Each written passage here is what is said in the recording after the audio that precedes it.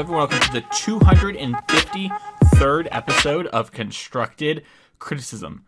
I am your Leif Erikson host, Mason, joined by my Yargan Dargan co-host, Allie Warfield. Allie, how you doing? I am good. How are you, the Mason Clark? I'm good. It's my baby brother's 11th birthday today. So happy birthday, Graydon. And I went and did his birthday party, and now we're recording. So it's been a busy day, but an exciting day. Eventful. Yes, so many things to do today. Work was crazy, and now we got that done. But hey, what's more important and what's more exciting, though, is this brand new standard format that we're in. And a lot of things happened over the last weekend since we last talked. A lot of things kind of changed up. There might be some new top dogs in this world, so that's exciting. But first, Alec, we're going to talk about always improving. That's the point of the show, for not getting better or getting worse. And what was your always improving moment this week? I think this fits well into this episode, but just always being able to adjust to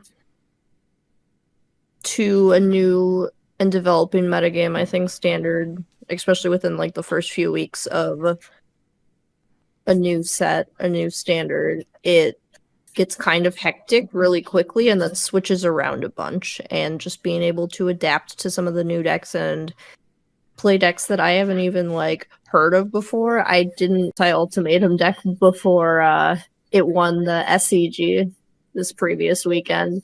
So just kind of being like, whoa, there's a whole new deck out here out of nowhere after we talked last week was interesting. Yeah, the Sultai Ultimatum deck, the Jabberwocky one, kind of came out of left field and has made a lot of impact. It's pretty unique, especially playing a lot of cards that kind of got written off in the past. It's funny how sometimes, things changing just a little bit, we're getting just that one more card changes the format drastically. Well, at least what's playable with it, so. Yeah. Yep.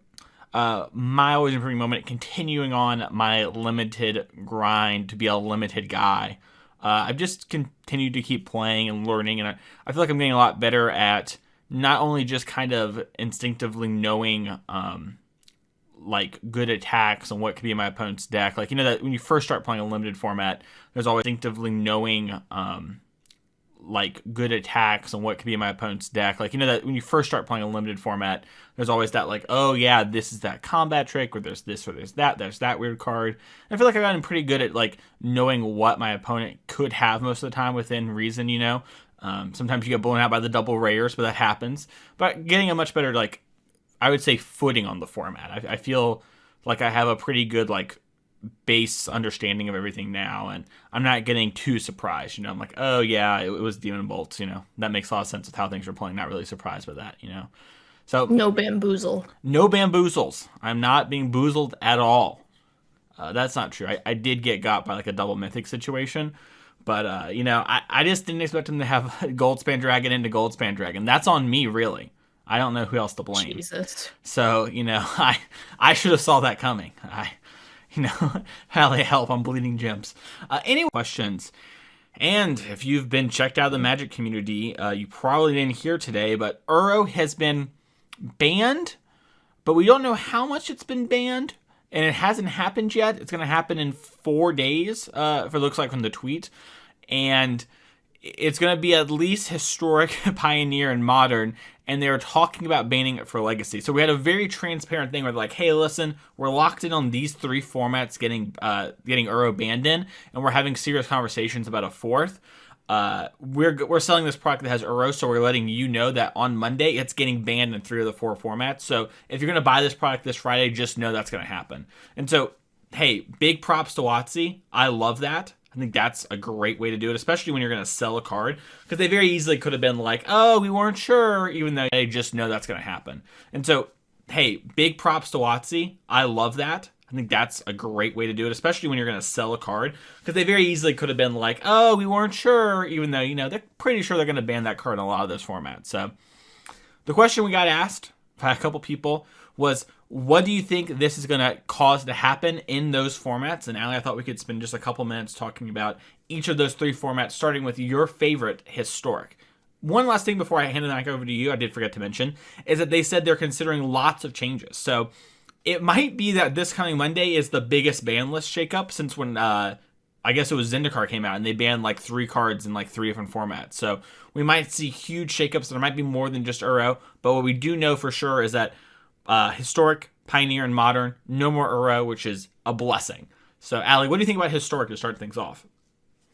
I love Euroban and Historic. I am like a little hesitant of what that actually means for the format though, because I am not sure how much Euro is actually keeping down a ton of other strategies. Like I think I envision a world where it's still just like Muxus and Sacrifice, and as much as I don't want to see anything else hit from Sacrifice as well, we just saw from like the recent rivals split in Historic that Sac just had like the best win rate against any deck. Granted, no one really brought 4-color control, but that deck's not really a or 4-color mid range, whatever. That deck's not really a thing without Uro either, so Yeah, it's going to be interesting. Uro really does, and we're going to mention this a couple of times talking about Uro. It really does become the. But Uro will solo people. And we see this in Modern more, where the only win condition in some decks are just 4 Uros. And those decks are good. And I don't know how much that impacts Historic, because the answers in Historic, while have gotten better, are not as good as they are in those older formats. So maybe it won't cause huge shakeups. But I can imagine a lot of decks that just cannot beat Uro, and the cards that Uro plays around it really lean into the nature of like, yeah, but you have Hydroid Krasis and Uro to mitigate all these 1-for-1s you're doing. You know, you're throwing all these Heartless Acts, Eliminates, Thought Seizes, and you're trading off all these cards because you know you're going to get that huge burst later, and your opponent's going to lose because of this. So it's so massive to me that I just don't even know. My thoughts are is if it's the only thing that gets banned, I can't imagine a world where Sacrifice isn't one of the best decks, if not the best deck still. Yeah, that was kind of my thought. I really don't want them to touch Sacrifice, but I don't see a world where Sacrifice is not just like the best thing that you can be doing in Historic. Yeah, people are gonna have to start like main decking Cage or Rest in Peace and stuff like that again. I think if like control decks at least, they're gonna just keep needing to do that. If that's the case. And it's gonna be crazy, especially with Historic Anthology 3 is coming out soon. I think it's like in the next month or two.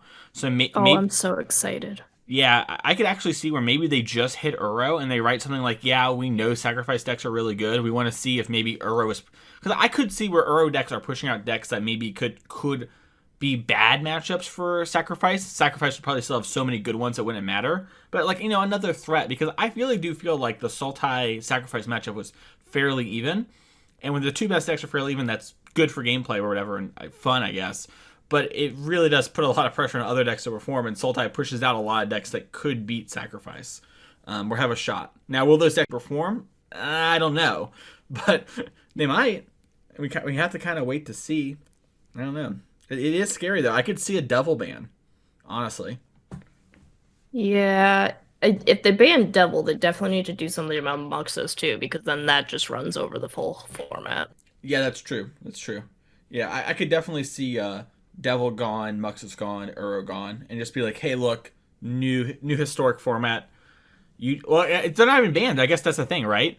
Is that they could ban those cards, and if the format ends up worse, they could get unsuspended because it is historic, which has the weird, the weird ban list. That's really just a ban list that they say isn't, but whatever. I wish they would utilize the suspension list so much better. I love the idea of suspension list, and then they just don't use it. Yeah, it feels like if you really wanted to use the suspension list, this seems like a great time, right? You're like, we're gonna hit Skirp Prospector and Mayhem Devil, so you still have your cat of thing. You still get that sort of engine. You still get to do Muxus things. You just can only do it like, you know, on turn 4th and Ironcrag Feet, or if you start working in weird cards. And like, okay, like here are your tools. Let's try mixing this up. Let's see if we can keep these cool cards in the deck. And if it turns out that, you know, the decks are still too good or whatever, then swap them out, right? Be like, all right, you get your Skirp Prospector back, but we get Muxus. Like, cool. We tried. We're sorry. Didn't work out. That would be cool. We'll see what they do though. I can only hope we get something like that. Pioneer. That's the other one, and this is one where you've played way more Pioneer than I have in the last like since Inverter's banning, and Uro's been one of the best things, if not the best thing in that format, outside of kind of Luca Fire stuff and weird moments of combo. So what do you think about Uro and Pioneer, Ellie? Um, Uro's primarily just been the like reclamation decks, right? Um, Uro's primarily just been the like reclamation decks, right? Mm-hmm. Yeah, that's Like from what I've looked at Sultai. at least. Yeah. Yeah. Um, I think I definitely enjoy kind of that approach as opposed to like get rid of all combo decks or whatever. And I know some people are just like off Pioneer in general because there are so many combo decks, but I don't know. I think combo is really cool, and I like the approach of banning the actual like broken card. Maybe Wilderness Wreck is actually a problem too, but every time I play Pioneer, I play like 5 different decks every league I play. Mm-hmm. And I have a lot of fun. I think the gameplay is super interesting. I actually just don't understand the hate for Pioneer. It's very cool and whatever, but I mean, Uro's an Spot in a lot of formats. It's also weird because that format is very combo centric, it seems, so especially when looking at it. I guess that depends on if you agree that Wilderness Reclamation is a combo with some of the cards that it plays. I think it is. I think Ali agrees, so we're calling it that. If you disagree, then whatever. But either way, the Uro decks though really do stop. Like it gives your deck an out to things like burn, right? Like it gives you this weird hate card that like fits with your plan while also beating all the decks that try to interact. So it's like if your opponent tries to counter a bunch of your cards, Uro beats you. And if your plan is to attack them, Uro doesn't lights out really unless it comes back and gets like a turn to be around. But it does hurt your plan while also stopping that other plan while not really costing you a slot. So it is weirdly unbeatable in a lot of ways. It doesn't seem like it would be that, but it is that. At least in my experience with the card. Yeah, I don't know what's going to happen to Pioneer. My thoughts are is that the combo decks like get a little worse, and maybe the like mid-rangey decks can get a little better because they can actually run the combo decks out of cards. But maybe that's not true. Maybe like the Lotus Fields of the world are too good, etc., etc. I'm not sure. So also they might just ban Lotus Fields. We don't know when it comes to that one. So that format is so all over the place in the direction they're trying to take things. Maybe they'll unban Inverter, Alley. Maybe they'll free Inverter. Yeah, I think at this point you kind of just have to try things in Pioneer to get people invested in the format again. I really like the format, but clearly like to some extent you do have to cater to what people want. Yeah, especially when Pioneer has been, while more recently it's been doing a little bit better. New sets kind of help that. But in the not so distant past, it was barely firing on some stuff on Magic Online. And when your format gets to barely firing, we saw stuff like the inverter bans happen, right? Where like we're gonna take big steps here, we're gonna ban a bunch of stuff. Sorry, and it feels like we're pretty much in that kind of space again. And so I could see some big stuff happening, and it seems like that would probably be the decision if I was the dictator and in charge of it all. So let's talk about Modern real quick. Allie, I think Modern changes a good bit, but we still see a lot of blue decks. I think the Mystic Sanctuary plus Uro was messed up. It gave you like this unbeatable lock against a lot of decks, the Cryptic Command. But I still think that those decks are quite good. They just become a little worse, and they have to play real win conditions. I talked about in Pioneer. Uro kind of does it all when it comes to stopping and winning the game. And I think Uro does it all here in Modern, even more so. The answers are so good and so efficient. But what do you think is going to happen? I think this is the format that's going to see the most changes, honestly. I think Modern's just been not great. Modern, even more so. The answers are so good and so efficient. But what do you think is going to happen? I think this is the format that's going to see the most changes, honestly. I think Modern's just been not great for a while, and I think there's a lot of things that need to be addressed in this BNR. Like Uro's a great start, but then like you said, the Mystic Sanctuary decks are still gonna be around because that card's pretty messed up, I think.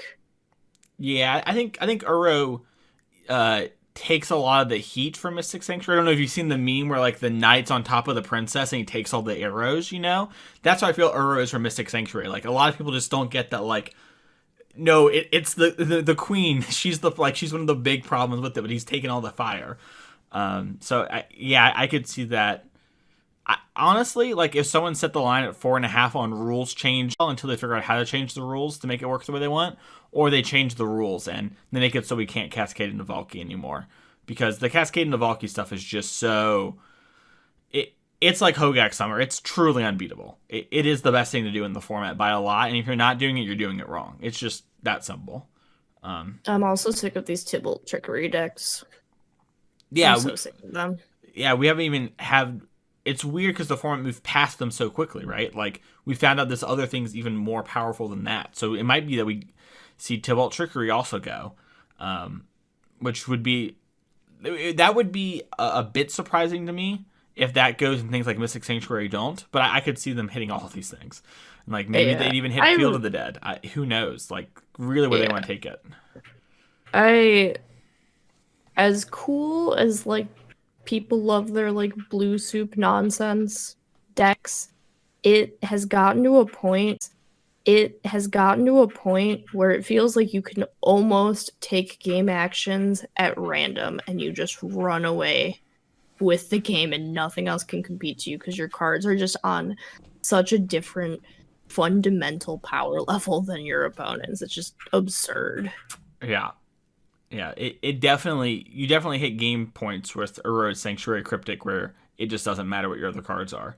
Just like as long as you establish that, they could win, but like not really. Like it's just so unlikely if you play right.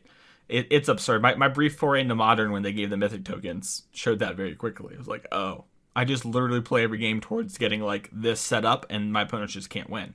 And it's not like people don't know about it. It's not like this is a new thing. It's a thing we've been dealing with for a while. So it's pretty crazy. So let's move on. Thank you so much for everyone who messaged us about show via patreon.com. And if you also want to support the show, you go to Oasis Games. Oasis Games is our sponsor. You use code Would That Be Good at checkout to get 15% off your first order, and use code CCMTG at checkout to get 4% off every order. Allie, let's hop into Standard, though. It's the main topic for today's episode and the main thing. When we last left Allie last week, we were feeling good about, if I remember correctly, we felt good about Gruul, we felt pretty good about Rogues, and we felt pretty good about the Jund deck. Is that about right? Is that where we were? Yeah, I think so. Yeah, I feel like that's the general spot. And now we've come back, and I feel like at least one of those decks I don't feel good about anymore in the form of Gruul. And I'm feeling a little worse about Jund Rakdos as I've been playing more in the last day or so.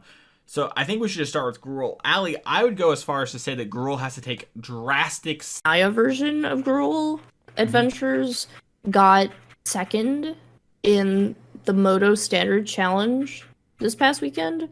But looking at the SCG... that's where like the Sultai decks, Ultimatum and Not, were kind of like relevant or prevalent. Mm-hmm. And upon playing against them, wowie, there is nothing you can really do against the Emergent Ultimatum or whatever it's called. It's the Sultai Ultimatum. You nailed the name. Emergent Ultimatum. You crushed it. Ooh, excellent. Yes. Yeah, you can't do anything against that. Yeah, so we probably should talk about Sultai here because this is part of the reason why I think Gruul has just fallen off its throne and down the stairs, and maybe has to do a lot to climb back up. But yeah, so the deck is like a Sultai control deck that ramps a little its throne and down the stairs, and maybe has to do a lot to climb back up. But yeah, so the deck is like a Sultai control deck that ramps a little bit with things like Cultivate and Wolfwillow Havens, plays a bunch of board clears, a bunch of answer spells, a Yorion, some of the Yorion stuff, and then plays Ultimatum and Ultimatum Package. So if you haven't played with the Sultai Ultimatum, you go and you look for 3 monocolored cards, and your opponent basically factor fictions. They pick one to go back in your deck, and you cast the other two.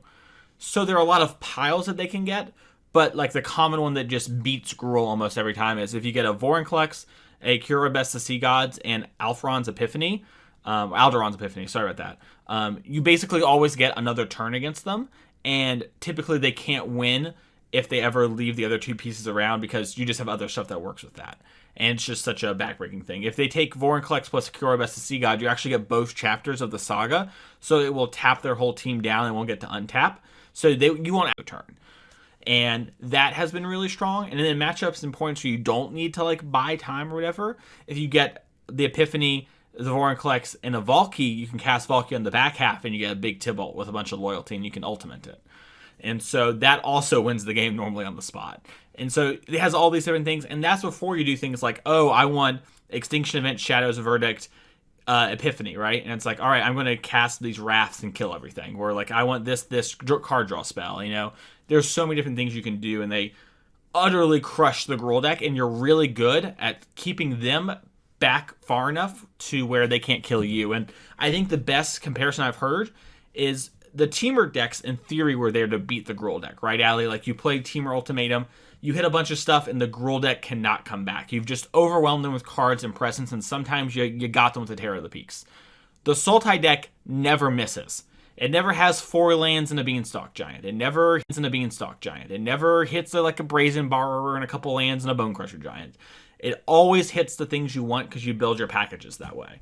And you build it where you're either winning the game or answering the board, like basically every time. And that is really hard to beat, it turns out, Allie. It turns out it's nigh impossible, as the Gruul decks.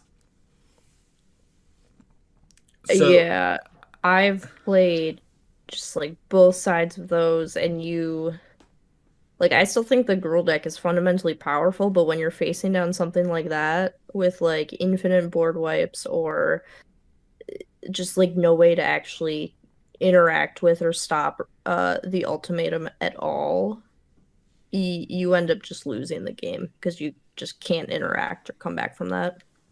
Yeah, it's almost like, I think another way to maybe explain it is like, the problem with Esper Doom was that sometimes they couldn't close the game, but this deck just closes the game as well. And that's like such a huge factor that I often talk about on the show, that like winning is overrated or underrated, sorry, by Magic players. They think, oh, I'll get around to winning, but like winning at a certain point is really important and good, and this deck does that. And it does it really well.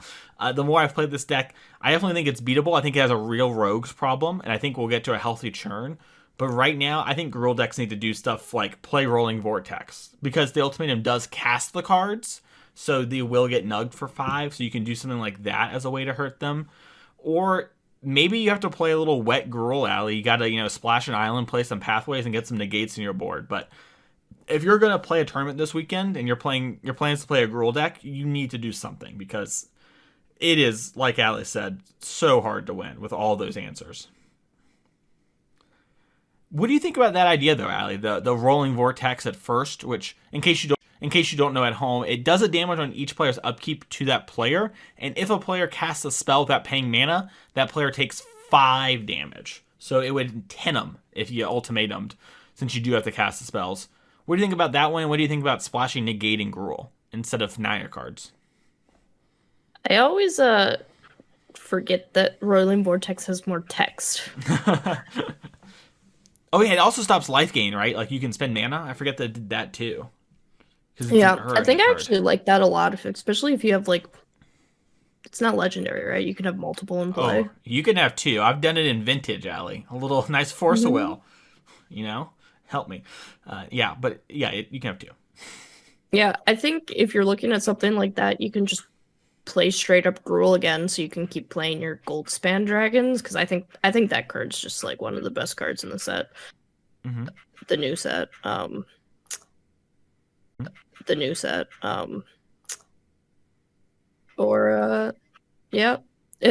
really like that idea. I think the wet Gruul idea is fine. It might like take away from your main game plan a little bit, but I mean at this point it's just like better than doing nothing for sure.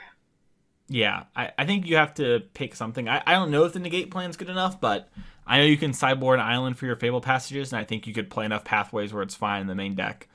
So that's something. You do have to get the mana in play, though, which could be awkward, I guess. But I really cannot suggest you just play stock Gruul this weekend. I think you will have trouble, even though I think Rogues is a really good choice for this weekend because, we're talking about the Sultai deck. Everyone's really talking about this Sultai deck. And so, maybe like, oh, I can beat these Rogue decks. But you got to remember, people are still going to play Sultai even without the case. So you have to come prepared for at least a little while, and maybe forever. It might just turn out the deck can adapt enough. It is a Yorion, bug deck, so it has a lot of options and a lot of ways to pivot. So what we're gonna have to see on that. What do you think about the while we're here, the Sultai decks that aren't ultimatum based, the more like Maze Mind Tome, grind you out with card advantage decks? Yeah, I tried those a lot too, and honestly, I ended up switching back to the ultimatum version because it was just more fun. Sure. But I I think it has a lot of like the similar good stuff that you're looking for in the format, more like interaction, more like ways to clear the board. I think the issue is you don't have that like I win the game button like you kind of do with if you're playing like Ugin or something, but I think you just had a good point that you brought up earlier that you just winning the game right there and now, and this is more of like a grindy, controlled-ish deck. Play a handful of turns, win eventually. Yeah, I agree with that. I think the non-ultimatum versions are just kind of like bad Doom Foretold decks right now. I think the Esper Doom decks got a big boost with, I think it's Alderon's Epiphany. No, that's the Time Walk. Alderon's Saga. The Saga where you can wish for a card out of your sideboard. I'm going to look it up right now on my phone while I'm talking here. But I think that's a pretty big get because it lets you fill the Omen of the Sea spot. Or sorry, Omen of the Sun spot. But then you get to play a wide variety of things. You get to play things like Dance the Mance without having to put it in your main deck and have that awkward draw. And so I think that's a really, really big deck, big get for this deck. It's called the Raven's Warning, by the way. I think that's pretty pivotal to this deck. So I think the Sultai decks don't do as good of a job of that, and if they don't have the ultimatum, then it's like, well, this other deck has a way to really win, and it doesn't really cost them any slots because they already wanted an effect like this. And so now you get to do that and have it. So yeah, I'm kind of lower on the Sultai not ultimatums and higher on the Esper if you think that's the way to go. You can still negate, the ultimatum decks out of the game if you do that. Let's talk about Rogues. I know how much you love Rogues, Allie. We saved it for last week, but this week it does seem to be kind of in a prime position. Looking at the Sultai decks, what do you think about Rogues' position in the metagame currently? Yeah, I mean, I think if you're trying to beat the ultimatum decks, this is a good way to metagame that tournament. I have played so much Sultai on the ladder just yesterday and the day before that. It's definitely a popular choice. Maybe that changes in like the next 2 days before the weekend, but so much Sultai on the ladder just yesterday and the day before that. It's definitely a popular choice. Maybe that changes in like the next 2 days before the weekend, but I think if you expect a lot of the ultimatum deck, it is kind of like a clunky tap out deck that doesn't have a ton of counter spells until post board.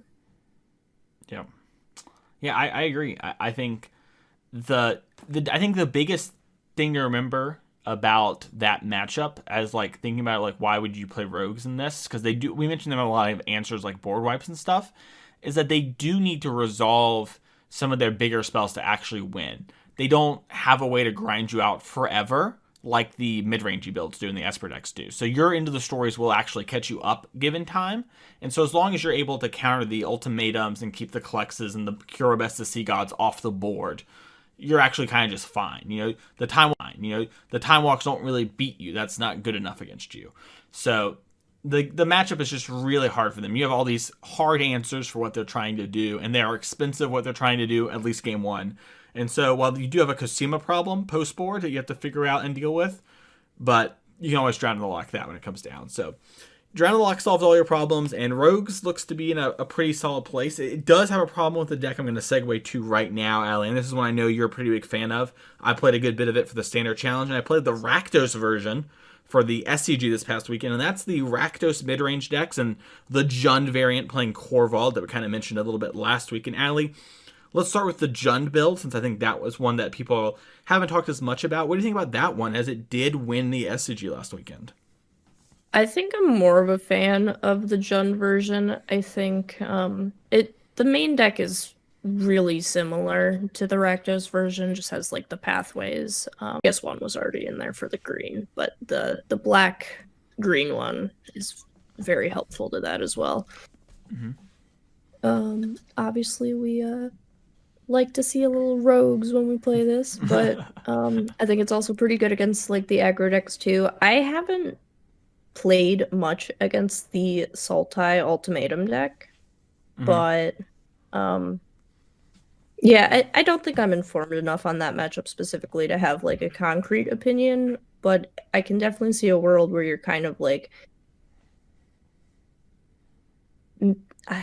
making it difficult for them to have all of their resources with like making them discard, or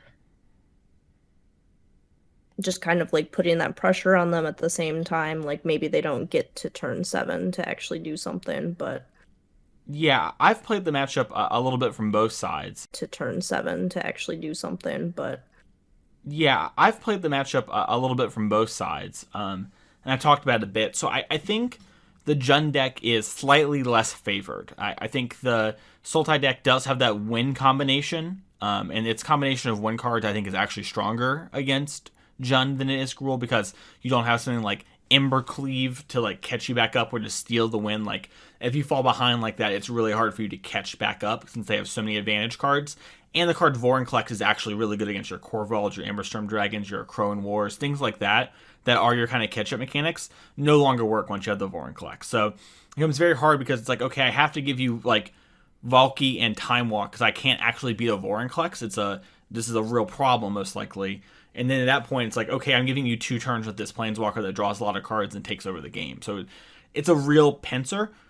But I do think the Jund decks are able to curve out. They have main deck Skyclave curve out. They have main deck Skyclave Shades, which powerful 3-1 to curve out. You have Bonecrusher Giants, you have the Emberstorm, you have the Corvald.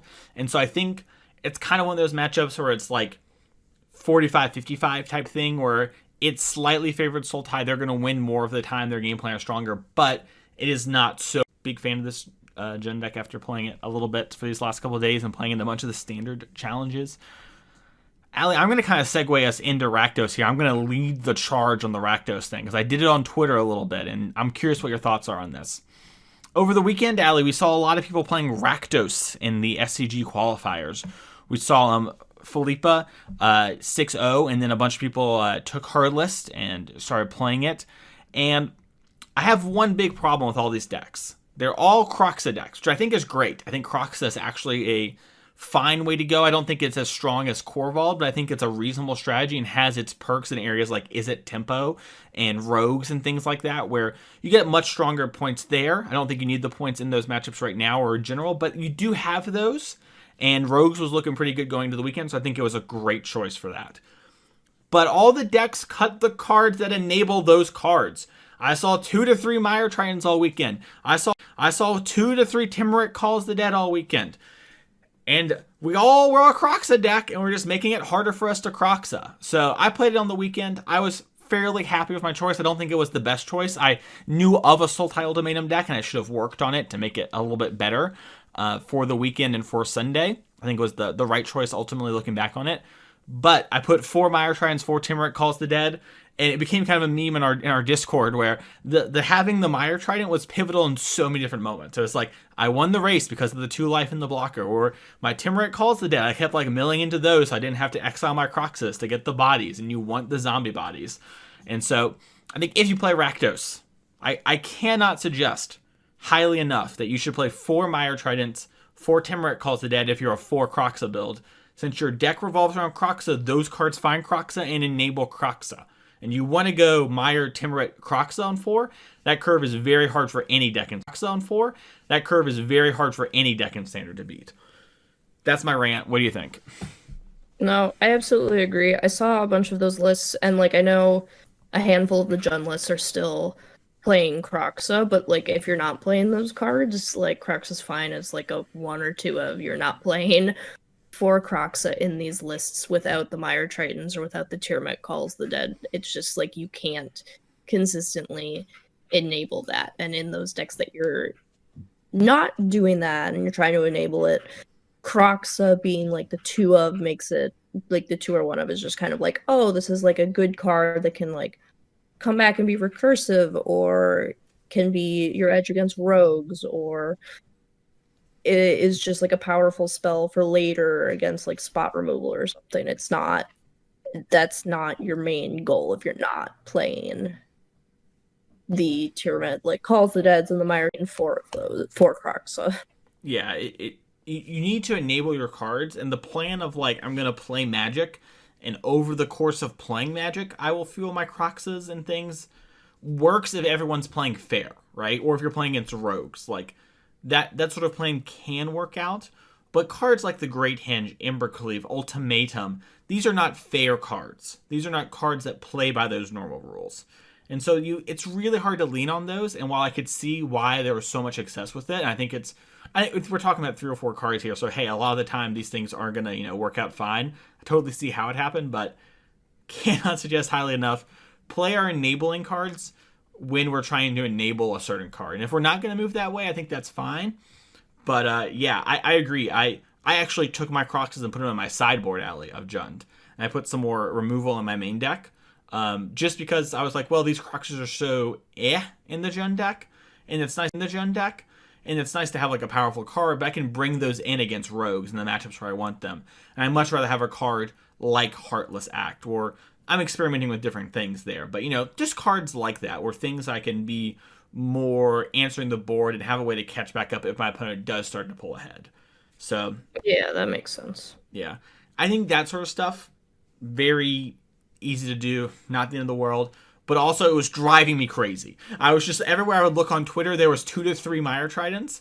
And I gotta say, the third Mire Trident people, you break my heart more than the 2. The 2 people, they at least, they had a couple. They were a little low on Croxes, but the 3, just fit the 4th in. Treat yourself. I promise. It's great. 2 life, blocks everything. Dies the Bone Crusher Giant. Anyways, let's talk about Izzet Tempo. Izzet Tempo continues to be a popular choice in all these tournaments. We kind of talked about that last week, how these sort of decks always stay a little popular. With the rise of the Sultai deck, do you think there's a chance for Izzet? Do you think we have a little bit of a rotating format going on here? What are your thoughts? I still think this deck is garbage. Mm-hmm. And by garbage, I mean exactly fine. But I just like, I don't like this deck. I'm not a fan of it. I think you have better counterspell and removal options in rogues. If you're just going to play this deck, just play rogues. The only appeal to it is Goldspan Dragon, because that card's very good. But I don't think you can make a playable deck off of 4 cards in your deck. Yeah, at least not when they're not, like, Goldspan Dragon is good, but it's not like always win the game good, right? It is a 5-mana 4/4 for, like, like that flies. Like, it's not like Uro, it's not unbeatable. Like that flies. Like, it's not like Uro, it's not unbeatable. Yeah, I would sooner have my only good card in my deck be like a card like Uro. Like, then maybe you could play this deck. If like this Goldspan Dragons were like Uro instead, I'd be like, okay, yeah, sure, that makes sense. But yeah, I honestly, yeah. I know some people who feel that that's actually the case for rogues, that End of the Story is their only good card. And I disagree with that statement, but even if you work under that assumption, I actually think End of the Story is a better card as a 1-of to win, right? Like, if you build your deck with some miscellaneous way to win and a bunch of counter and kill spells, then yeah, the draw 4 is way better than the Goldspan Dragon. It's so much harder for them to actually beat that sort of thing. So I would also argue that Drown in the Lock is an absurd card too. Yeah, I think that and Thieves Guild Enforcer are three really. Thieves Guild Enforcer is a subtly absurd card, but its ability to be cards messed up in the shell, and it helps those other two cards out. Makes it all like a perfect sauce. Anyways, yeah, I agree. I think the Izzet deck is good. I don't think it's like a bad deck. I don't think it's like I can't even think of a bad deck that's like in this format that sees a lot of play. It's just not like a terrible choice. Like, oh my gosh, why are you doing this? It's so silly, so dumb. But I do think there are better things you could be doing, and I could see in my head like a theoretical world where you could play an Izzet tempo deck. But some of the cards you're playing are just not that good. Like Saw It Coming is not that good of a card. Like Frostbite is a fine card. Like Behold the Multiverse is pretty good. But like, there's a lot of things. Brazen Borrower is good. Bone Crusher is good. But like, is this the best Brazen Borrower or Bone Crusher shell? I don't think so. Like, I think you could play a lot of these same cards in a Genesis Ultimatum deck. Your Goldspan Dragons help a lot. Bone Crusher shell? I don't think so. Like, I think you could play a lot of these same cards in a Genesis Ultimatum deck. Your Goldspan Dragons help a lot with that as well. Even if the Goldspan dies, it's going to at least get a treasure most likely, so you can cast your Ultimatum a turn sooner. I'm Yeah. I'm skeptical of a lot of things. I think it is really fun to play though. I watched a friend of ours, Derek Misplaced Ginger, play in the Lotus Box Octagon today. I don't know if you've heard of Lotus Box, Ali Warfield of Team Lotus Box, but he played against Sandy Dog, and they had a really cool matchup of Izzet Tempo versus White Weenie, which we're going to talk about here in just 1 second. And that was really fun to watch, and that was a really cool game. And I'm glad I watched. I'm glad I saw it. But the whole time I was kind of like, man, if you just had like some Thieves Guild Enforcers, you'd be living it right now. Your opponent would be dead. Like if you just had some cheap, efficient cards. So yeah, I am a little lower on Izzet Tempo and I on matchups. You can beat those things. It isn't easy, but also it's really hard to play this sort of deck with everything going on and experience them a bunch of times. White Weenie, Ali, the Showdown of the Scald decks continue to perform subtly and silently. It was one of the better performing decks over the past weekend, but with a low player size. What do you think of those decks after having a week to kind of see them more in action and see them get a little bit more tuned?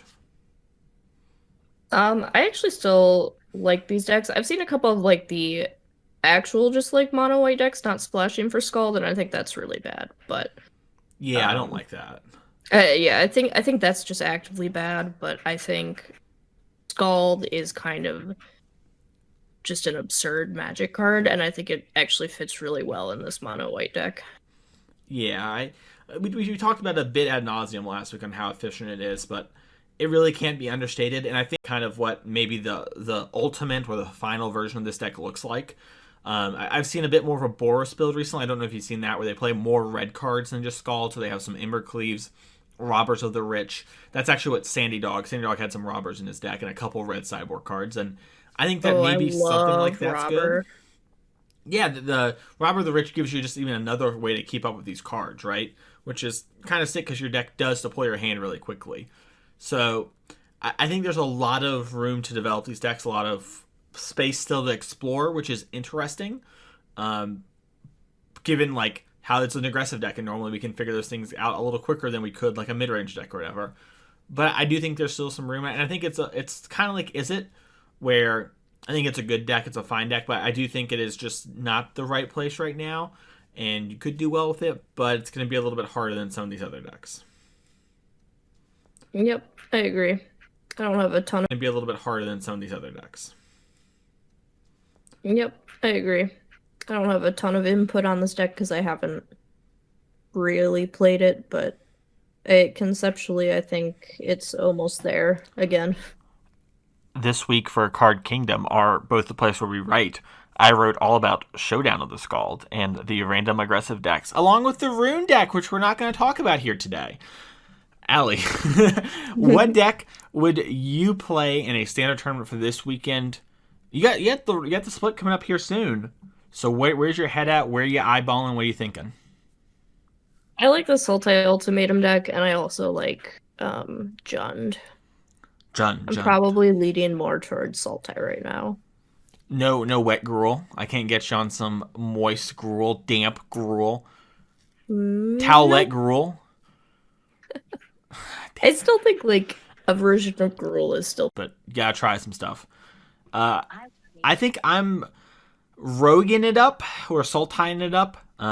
I do like the Jund deck. I played it a lot in like the standard challenge thing on Arena, where you try to get 30 packs or whatever, and I had some good runs. But I do think right now it's just not the perfect time for it, and so I like the leaning towards Sultai. We're trying to beat Sultai and have a well-rounded game plan in Rogues, and I'm there for right now, and I hope to play Jund on the weekend because I think that deck is really fun to play.